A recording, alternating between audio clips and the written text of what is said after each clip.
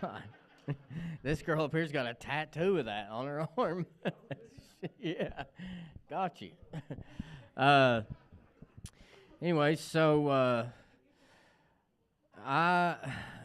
we have a birthday girl in the house today, so we're gonna sing happy birthday to her. Where's Ivanka Manus? Where's she at? Stand up, Ivanka.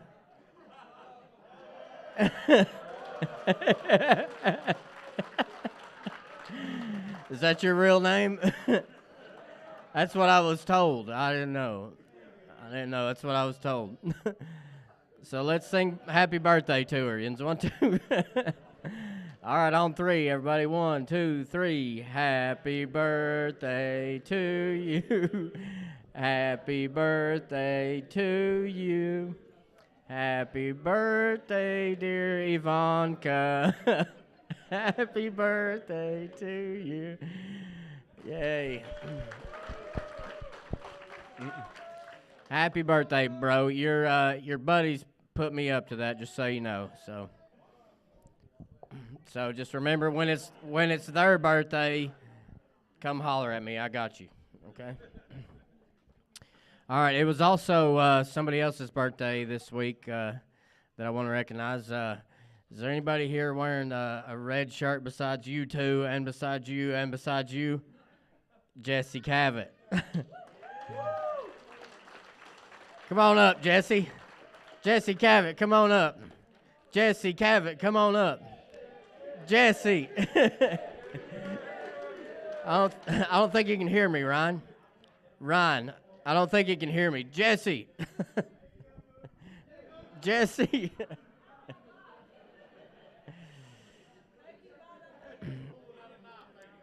Yeah, never mind, Boopy. You're going to get hurt. Just come sit down. It's all right.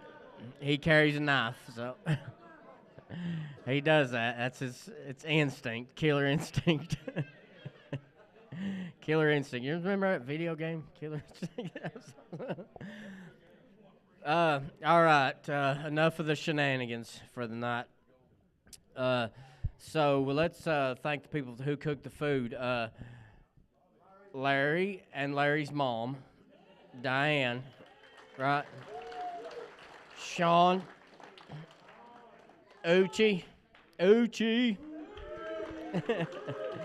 And who else? Was there somebody else? Or was that it? Was that it? I think, yeah, I think that's it. If I forgot you, I apologize. All right, and how we get the food. Does anybody know how we get this food and stuff?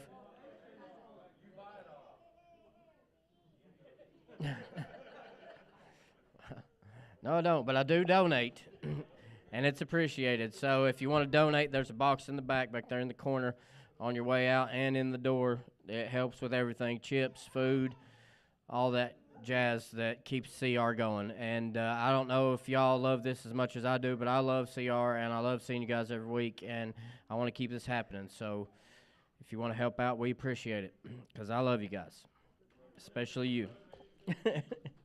Who said that? 5 people right there. Jeremiah. Speaking of Jeremiah, bro. Bro. Okay, so you remember it was probably, I don't know, about 2 months ago we had that big forklift incident. So I don't know how, but Jeremiah is still forklift certified. And today I was working on this machine, and I heard a bunch of noise, and I looked through this little hole over there, and I was like, what's going on? And I seen them all over there picking up all kinds of stuff and moving. I was like, what happened? I didn't think nothing about it.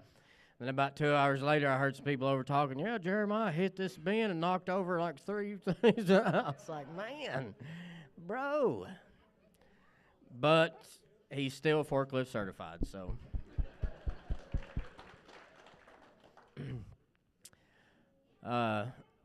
Anyway, so we got a pretty good night tonight. Chase Freeman is our special guest speaker tonight.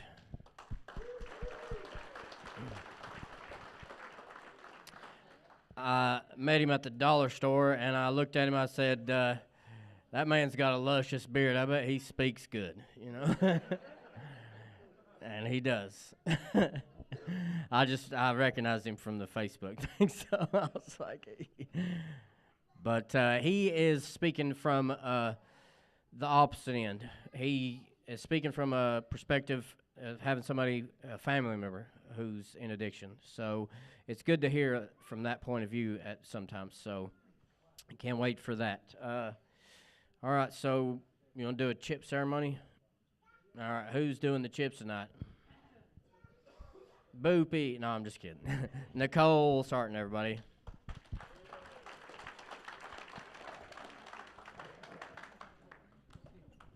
Yeah, you on my list tonight. Anyway, here at CR, we like to get him. Hold on a minute. Was it you? This is your first time hearing you being cocky? Really? Anyway, today we give chips out at CR, and they are not to embarrass you. They are to remind you of how long and how far that you have came. So tonight, if we have any newcomers, which we do have a lot, I've seen a bunch of new faces, come up here and get your newcomer chip.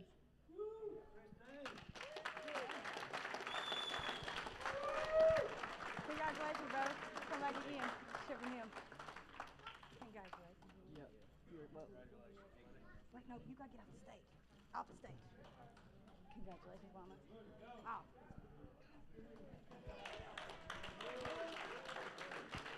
Oh, what's up, bro? I didn't even know she was here. Congratulations. Get you a chip from him. A lot of faces here tonight that's new. You want a chip, Dan? You sure? All right. It is his first time, I believe. He ain't been here in a while. I love you. Do we have 30 days? Does anybody here have 30 days sober?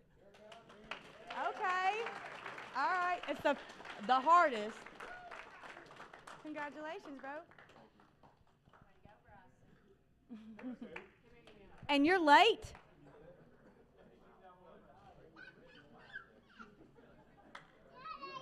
You're late. Looking around? Uh-huh. Yeah.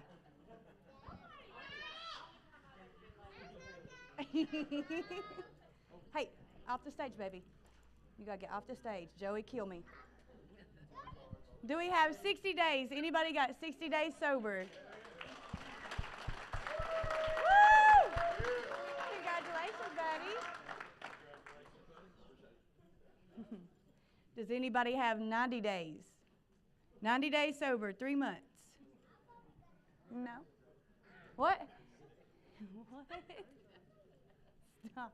Do we have 4 months? Anybody got 4 months sober? Congratulations, baby. Congratulations. How are you? Give you a hug. Watch my wrist. Watch my wrist. Congratulations, baby. Congratulations. They won't hug. Congratulations, buddy.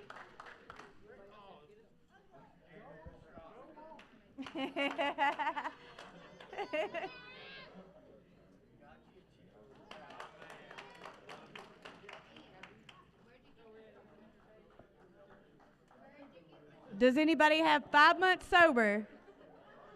5 months. Hey. No, I'm joking. Anybody got 5 months sober? 6. 6 months sober. You ain't. Sit down. 7 months sober. Has anybody got 7 months? Are we doling out? Do we got 8 months? Oh, congratulations. I think it's pretty cool that this woman's here because I can remember being in California in rehab with her, and we talked about we couldn't come back home. We wasn't going to be able to come back home. You know what I mean? Ain't nobody sneak no phone into rehab, John, so quit. What, nobody hiding in the closet talking to you or nothing, so stop. Ain't it though? Who didn't show up on the plane? Call out. Anybody got 9 months sober? 9 months.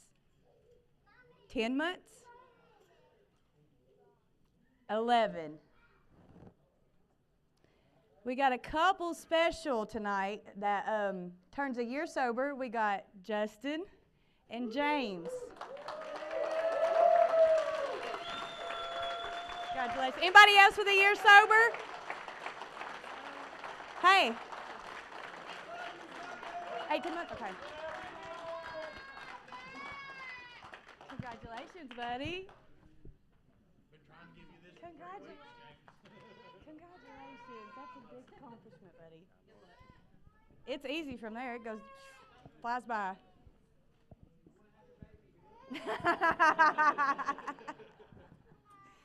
All right, we got another special one tonight that turns 18 months sober. I forgot his name. Ryan.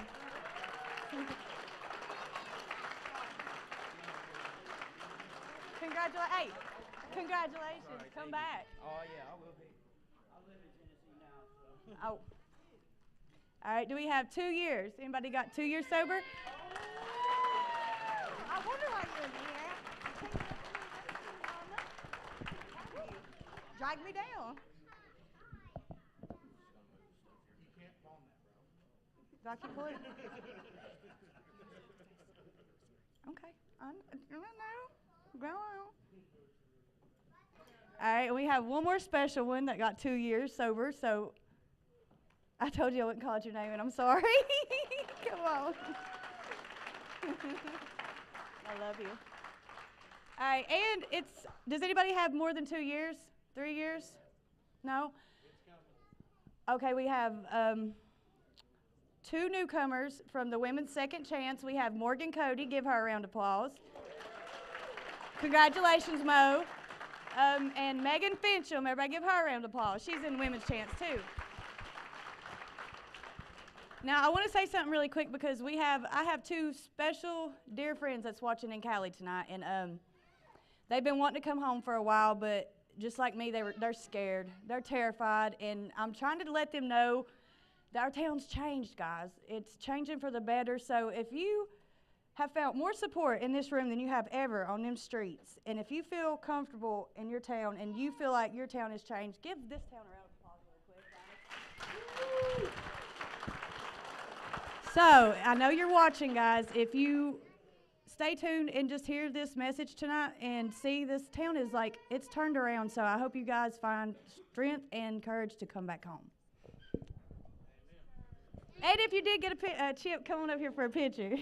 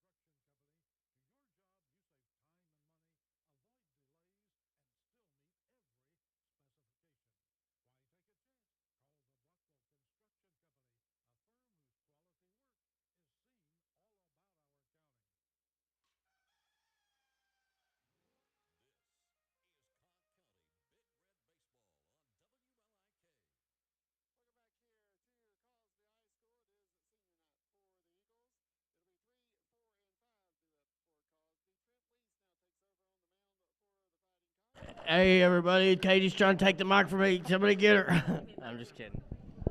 Katie's here, everybody. Katie's in the house. I don't know if y'all know it or not. Katie's in the house.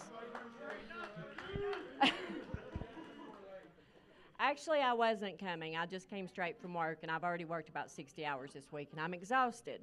But on the way home, I was praying about something. A good friend of mine that I work with, her boyfriend was in a very serious accident today in front of Aaron's and was flown out. But while I was praying, some other things came to me. I know that there's been some things going around the past week or so about Celebrate Recovery. So I'm going to ask everybody in this room, how many of you believe that Celebrate Recovery is just for addiction? It's for anybody that's going through anything, right? So what do you think the people who are spending the most time on Celebrate Recovery to get all of this together for you, you think that the devil doesn't come at us? So while we get up here and we celebrate you all, and that's great, anyone that's free from addiction, alcohol, whatever, we celebrate you all, but we have our own issues that we have to work through. The devil comes at us just as hard, if not harder sometimes, as he comes at you, because we are standing in your path trying to help you. So the devil is going to do whatever he can to stand between us and you. So I'm going to say this. The leaders of Celebrate Recovery, outside of here, I can't tell anyone what to do. No one's going to tell me what to do. My husband tries, ask him. Okay, he does. He tries. It's a lost cause. Jesse back there tries to tell me what to do too. Dan tries to tell me to shut up. It don't work. But anyways, I don't think that anyone should look at anyone else and think that their sin is any greater than ours. So with that being said, everyone in this room has a heart for something. And if that heart is to help others, I don't care what they do with their personal lives. I know that every person in this room that I know personally and that I have been in contact with is living for the Lord the best that they can. And the devil still tries to attack.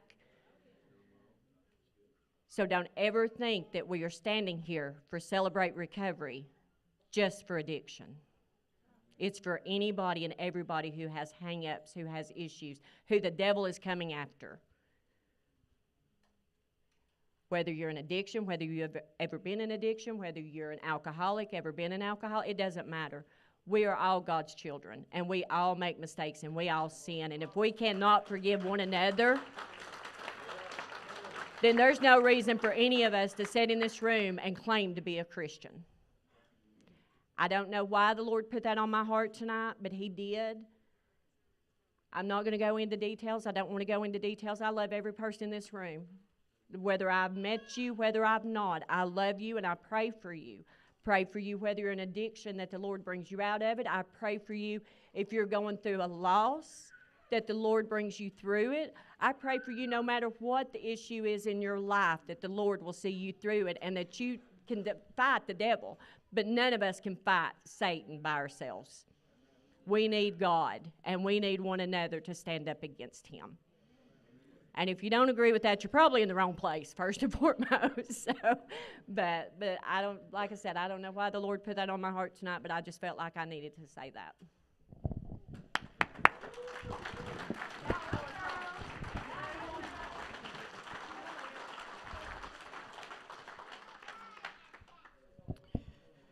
Well, I feel like the Lord put that on her heart to say it because some people needed to hear that, and that's why I love Katie, you know. For real, for real. What are you doing, bro? Okay. Okay, I love you too. I just want to say something. Okay, now Boopy wants to say something. That's hard to follow, buddy, so. All right. Thank you, Miss Katie. Dan, you wasn't here when I got this 18-month chip. I want to tell you I love you and I thank you.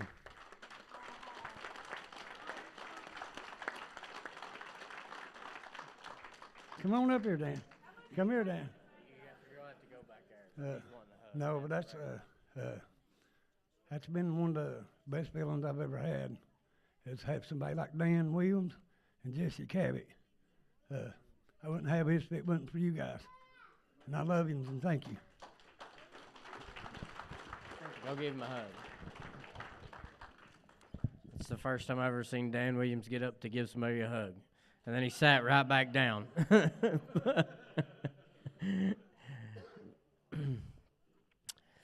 All right, so let's continue on. All right, so whenever we was doing the chip ceremony, Dan also pulled me out in the hall and he said, "Can you do me a favor?"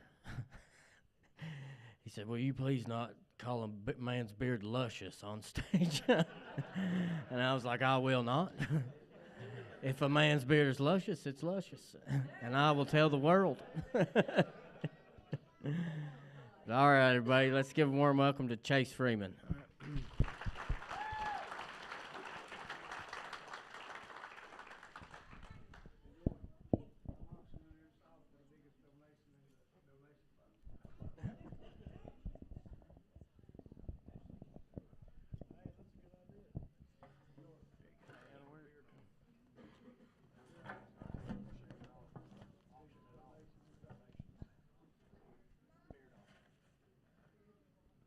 Somebody's guitar pick is going to be right here.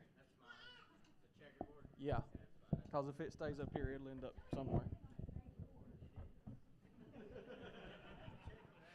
He called my beard luscious. He can have whatever he wants up here. I was trying to get it. I thought it was going to tip that way, but nah, that'll work. That'll work. Thank y'all for having me.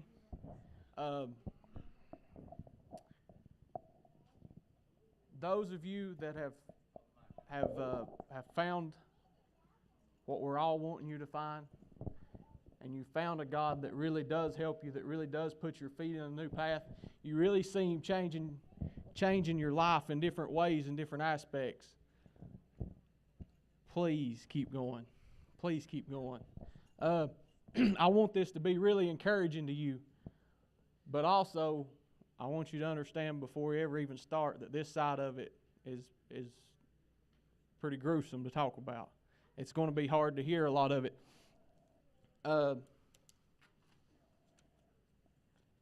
Last night I was going to pull up a bunch of numbers, but I don't know. Sometimes numbers get swayed by different things, and I ended up pulling a few.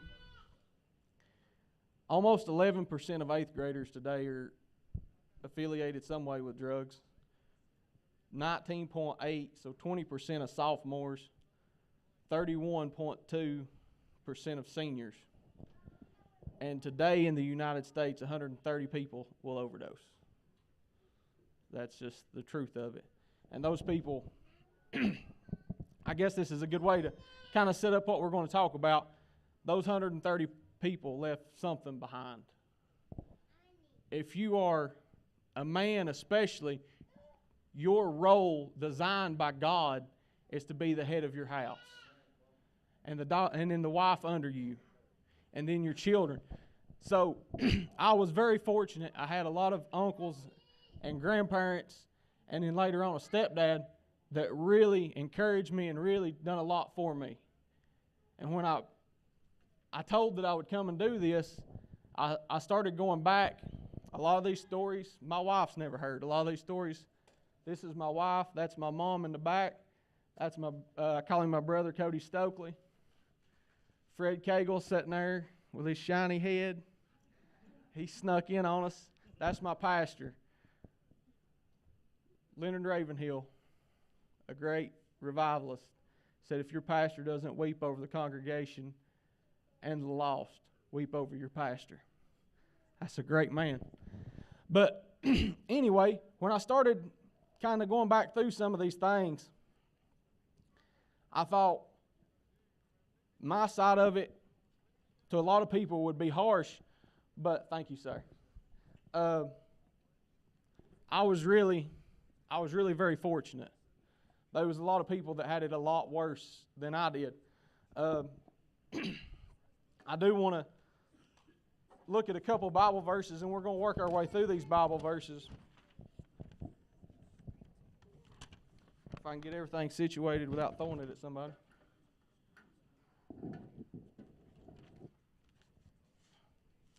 Luke 14:25 and 27. Now, if I can find it. And there went great multitudes with him, and they turned and said unto him, and he turned and said unto them, if any man come to me and hate not his father and his mother and his wife and his children and brethren and sister, yea, and his own life also, he cannot be my disciple. And whosoever shall not bear his cross and come after me cannot be my disciple. this verse gets twisted up a lot of different ways. But obviously, hate doesn't mean what we think of as hate. I'm not going to walk over there and, well, my mother and my wife are here. I'm not going to go slap them to prove I love God. That's not the point in all this. What it means is to defer or to love less. And what you'll understand as you start to walk with God, the most I can love her is loving her second. Because God shows you a love that you don't even know existed. If I loved her first and him second, I would rob her. And it works the other way too. If she loved me first and him second, she would rob me. And so, this relationship with God, I taught a couple weeks ago on witnessing, Sunday school. And as I've been teaching a little bit, I've had a hard time because I cannot get my notes straight to save my life. I can't get them in a way that I like them. But anyhow, I said if I could do one thing, I want to see people get needles out of their arms, and I want to see people's lives changed. And I want to see people beat addiction, and that's part of it. But just like the lady just sat up here and stood and said, when you find God, the things He's going to do for you, you can't even imagine. But then the things He does to those around you, through you, you can't even imagine. And so a lot of times as I read my Bible, I find these places to where, yeah, He was using these people, and they were being blessed, but it wasn't even really about them. But anyway, back to these verses. This is kind of the stumble of a church a lot of times. We get, why does somebody sit through conviction? Why does somebody know that God's calling them and know that God's pulling on them and tugging on them, but they just sit there? And it's because we don't, even if we want God a little, we don't want to let go of the world. We want the world and God. And it doesn't work like that. And so I think the point that is trying to be made here, to carry your cross, you're going to have to let go with both hands. You're going to have both hands toward Him. Now, just like she stood up here and said, nobody's perfect. And that cross right there will remind you that you're not perfect. You will drop it. You will stumble. You will fall. But you just keep being faithful and you keep coming back, and He keeps loving you and He keeps blessing you. But as I started to go back and to think about these things, like I say, a lot of these things I don't really talk about. When you have a spouse that is not an addict, they are absolutely destroyed almost every day. And if you're part of a congregation, you'll see it. They'll come and they'll pray and they'll weep and they'll beg God to do something. And I've seen it go both ways, but I have seen the good where a woman, she did this for I asked her just because I didn't want to mess it up, 24 years. It was continuous. Every Sunday night, every Sunday morning, every Wednesday night, every Sunday morning, every Sunday night. Continuous. And it never got to a point. Sometimes when we're praying for something, we get lethargic in it. We're just saying to pray for it, just to say that, to pray for it. Does that make sense? We don't really have no feeling or no desire in it. No, that's not what I'm talking about. She was on it every time. And then finally, it did happen for her. I've seen the other where people are that dedicated and that pulled in that direction that hard, and they're trying so hard, and eventually the spouse leaves and never comes back, or 130 people a day die. We've moved on now, but used to, I know when I was a kid, the drugs that everybody wanted made you go. Everybody wanted to go faster. It wasn't this zombie-like effect that they have now.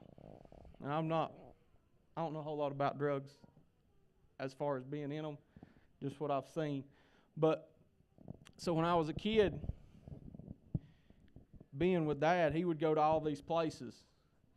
And there was places where everybody was so wound up. And the kids, you would just, like when you got there, their kids, I'll just go find their kids. Most of the time we would be outside doing whatever, but the kids more or less raise themselves. They don't have a path to follow. They don't have that structure that we talked about to begin with. So they just kind of go on their own, find something to do. I saw kids that more or less raise themselves on dog feed, 100%. I seen kids that it wasn't no big deal to have bed bugs and roaches all over them. I seen kids that were molested by family members. I seen kids that were prostituted by parents to get dope. I seen kids go through all these things, and because that structure isn't there, they're more than likely going to fall into the same trap. There's not a path for them to follow. That a lot of times, especially in the Old Testament, you'll read about these generational curses, and I don't think we do a good job of understanding them. It's more of a monkey see, monkey do thing. You'll never be able to say, yeah, I did it this way, but that's not the best way. Your best option is to show the best way, and then that's the way that they'll try to go. But I've seen some of us, I know for my dad, he was just super wound tight all the time. He got hooked on dope partying or just being wild. But I have seen how strong this thing is. 15, 20 years ago, everybody would say, why don't they just quit? Everybody's heard that. Why don't you just quit? Why don't you just stop? No, I get it. I've seen people with good marriages, good jobs, good houses, everything, get hurt and go to the doctor, and then in 10 years they'll live in a cardboard box just to get some. They've lost everything. That's how potent it is. I get how potent it is. I want y'all to understand that I'm talking from behind you, trying to urge you that way. I'm not talking against you. I couldn't agree any more with anything this woman said up here earlier. And so, I've seen the government fail a lot. At one time, we was all hopeful and happy and excited. He was going to go to a rehab center, and when he got there, he had more access to drugs than he did when he was at home. It was the exact opposite of what you thought it would be. And so that didn't do no good. There's all these programs, but until something happens in here, that's why I'm here. I think until God really fixes the problem can't be fixed. I really do. I know that there's several people that come out of one addiction or whatever, but most of the time in 10 or 15 years, they've just swapped it for another one. They may quit this or that, but now they're doing that or this. So that's why I'm here, and that's my purpose in coming and talking. But I've seen the government fail. You go into jail, you're right back out. There's nothing set up. There's no thing to help you get changed or to help you in any kind of way, really. And then you get stuck in that cycle of jail. And jail kind of becomes not a thing. It's sort of like those kids I was talking about that I was always around. Seeing people high or messed up was normal to us. We was seared to it. It didn't make no difference. Having to kick my dad just to get a groan out of him to make sure he was still alive, that wasn't a big deal. The needles everywhere, the junk everywhere. At one time there was a dog dead in a corner that had laid there till the hair had fell off in a circle around it, and nobody paid it no attention. I knew I was going to do it. But eventually, you just get seared to all these bad things, and things that would be crazy to somebody else just becomes part of normal life.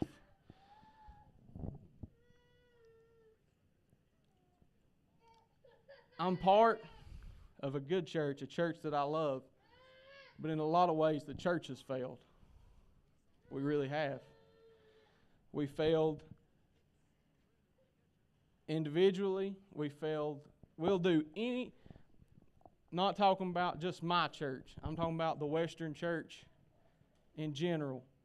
We'll do anything in the world to fill up the pews except be holy and Christ-like. Anything we can do. We'll have smoke shows, whatever. We'll do anything except for witness and be Christ-like. And try to be conformed to the image of God and carry our cross. We're going to go back and look at this verse. Again, one thing I truly believe, we talk about Bible translations and all that. The worst thing we ever done was put it in verses, but we'll get back to that anyway. I wanted to look in another place, if you do have your Bible with you, at Matthew 16, 18 to 19. These verses has kind of been took out of context several times, and I don't know, maybe I ain't got them in the right context, but I can tell you what it made me think of. 16, 18 to 19. And I say also unto thee, thou art Peter, and upon this rock I will build my church, and the gates of hell shall not prevail against it. The gates of hell should not prevail against it. When's the last time we've seen the Western church march against hell? That's not that hell won't prevail against the church. That's the church should be going toward hell. When's the last time we've seen it? When's the last time as a whole we've seen the church march toward hell? Acts? Has it been all downhill since Acts? Slowly but surely, we've been booted out.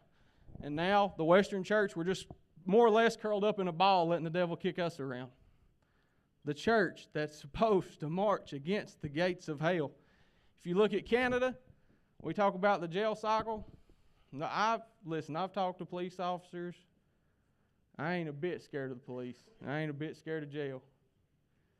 If you look at Canada and what's going on in the East, church members better quit fearing jail, because it's just a matter of time before they start putting us there. We've been moved out of the classroom to the flagpole to now we ain't even allowed on school grounds. It's just going to keep going. You look at Canada, Canada's about 5 or 10 years ahead of us. They took kids away for not vaccinating them. So in 5 or 10 years, that'll probably be here. They're a little bit more pushed that way than we are.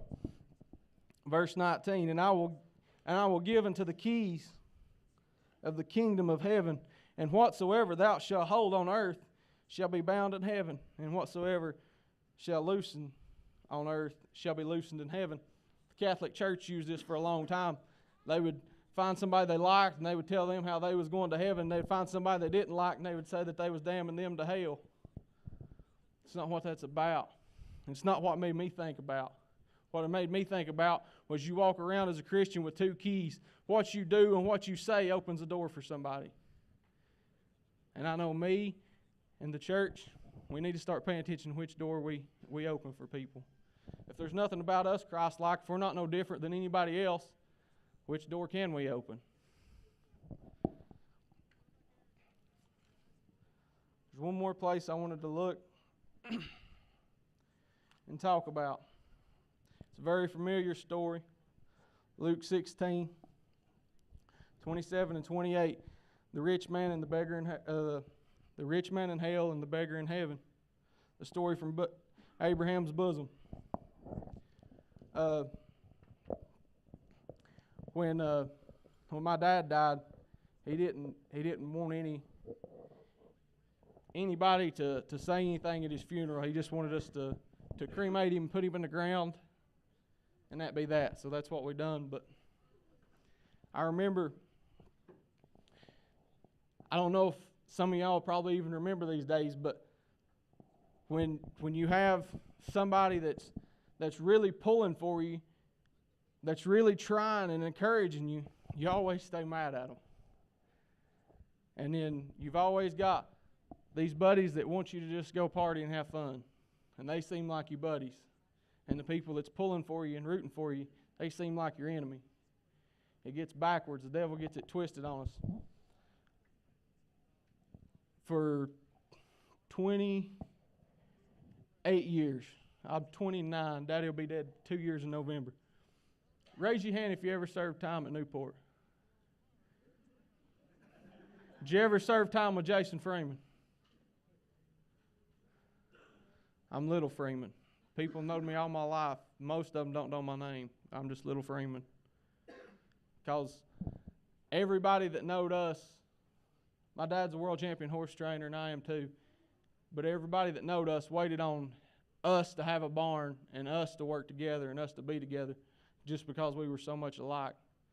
So everybody that knowed us, half of us waited on that to happen and half of us hoped it never did happen. Because like I say, he was wild all the time.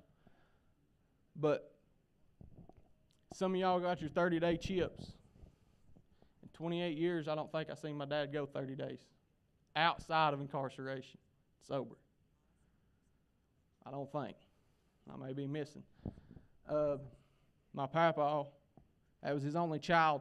He asked me the other day, he said, seriously, truthfully, he said, do you have any good memories? I said, yeah, I've got, as far as good memories and things that we've done, I probably have more memories than most kids that spent their whole life with their dad. And it don't make sense, but we was all the time doing something, all the time going when he was around. Now, there was a lot of times that he wasn't around. But Papa said, do you have any memories where he's not high? I said, very few. I don't, very few. And probably more or less than I realize. And so, when we buried my dad, there was a couple people. At the time, I got saved at a young age.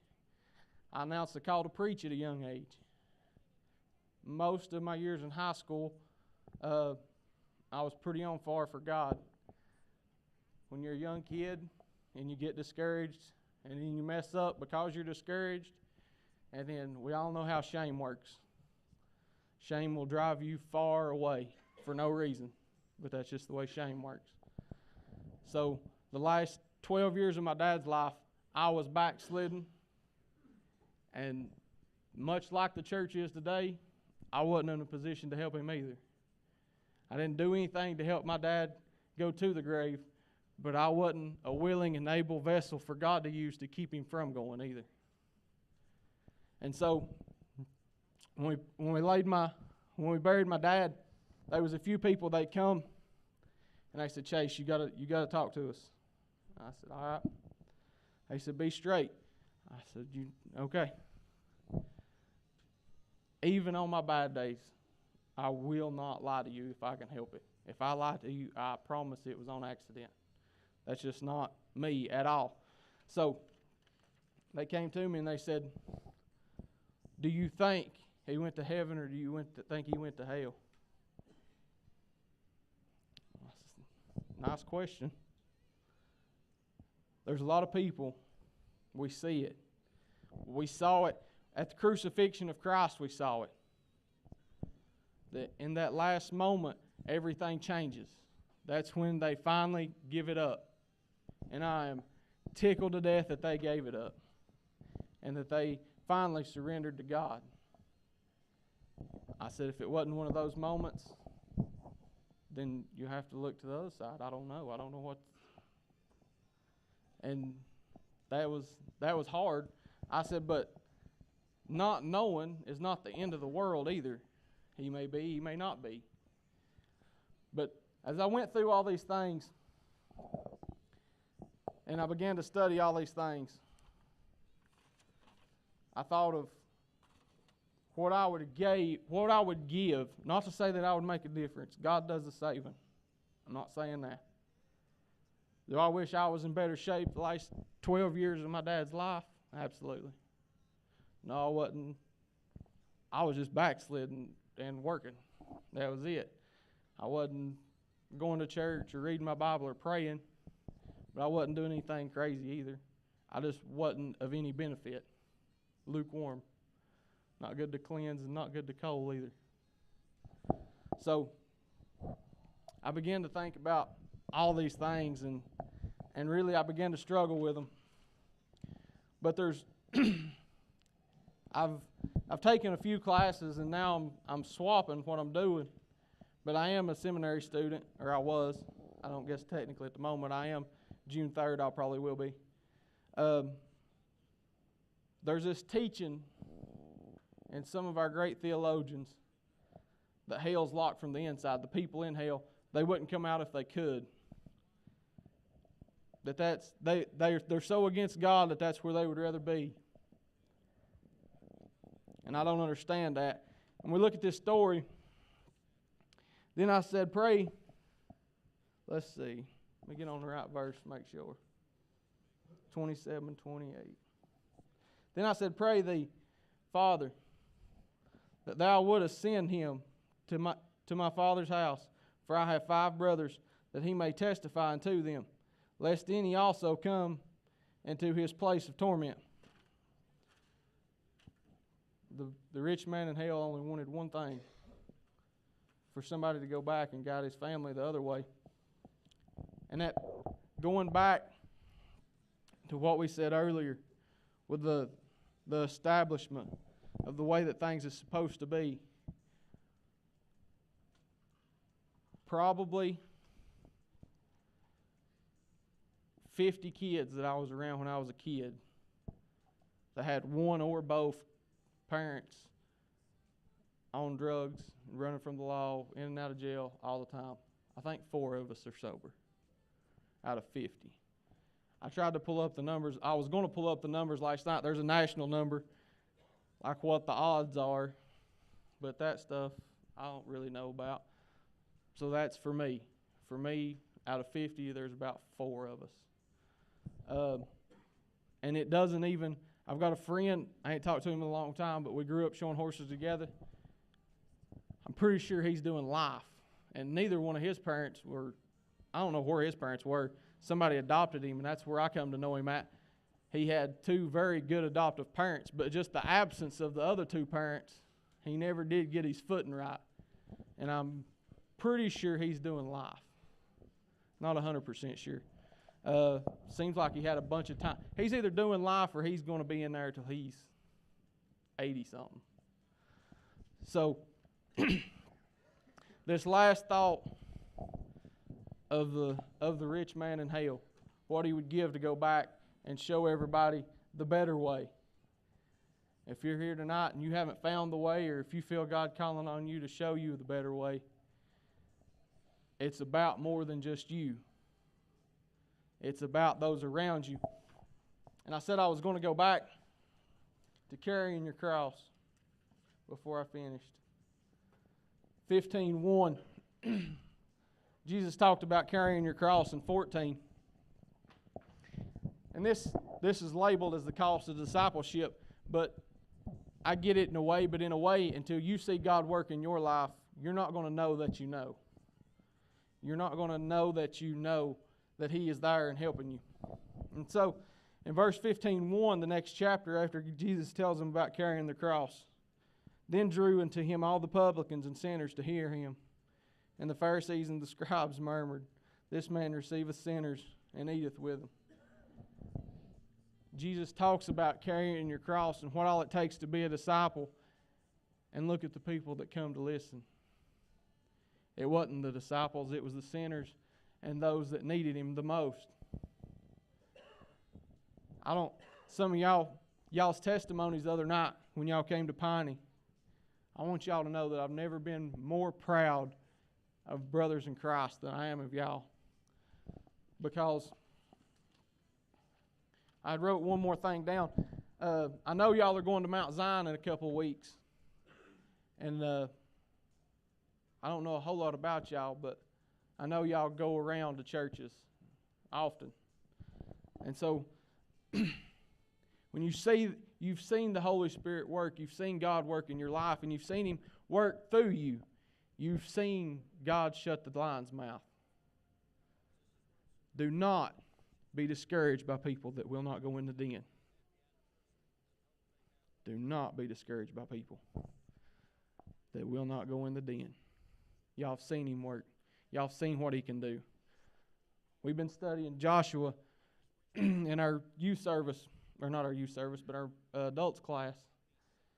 And this is the second time now Joshua will get to enter the promised land. The first time he got there, Joshua and Caleb had to go. They went in as spies and they came back, and the children of Israel wouldn't follow them. So they had to spend another 38 years in the wilderness. That's kind of what we're doing. We've seen the promised land. We've seen what he can do, and now we have to go back and get as many out as we can.